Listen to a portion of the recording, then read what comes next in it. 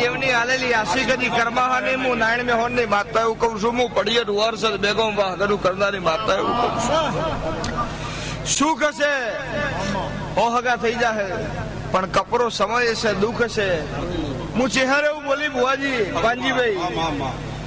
કલુકડું ફાટે તો હૈના ઘેર જઈને હંધાય હૈના ઘેર જવાની તાકાત ના હોય તો ઘેર હોય દરથી હંધાય પણ કરમ ફાટ્યું હોય કિસ્મત ફાટી હોય તો દેવ જ હોતો હું મકવાણાની માતા એવું કહું છું હું પડિયેટના મકવાણાની ચહેરે એવું કહું છું ભાઈ એટલે મોનો રોમ બહુ રાજી છે હું મકવાણાની માતા એવું કહું તમે મને ચહેર ના બોલે લડવી જોણી હું મકવાણાની ચહેર એવું કહું છું માતા એવું કહું છું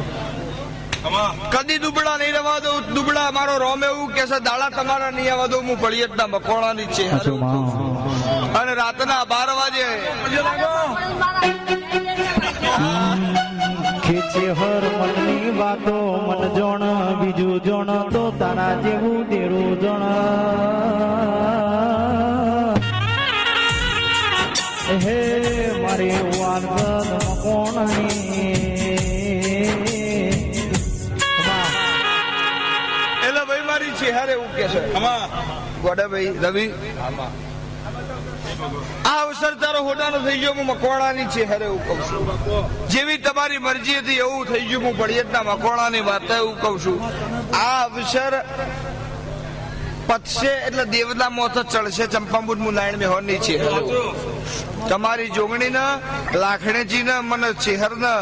અમને બધાને પછી અમારે તમારું ઊંઘવાનું ને અમારે જાગવાની વેળા આવશે હું પડિયેટના મકવાણાની વાર્તા એવું કહું છું એટલે 12 મહિના ફેર થઈ અને આ વેળા આવે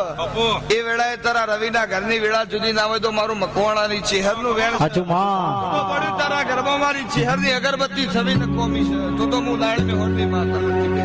લ્યો ભાઈ દરેક ની છે ના કર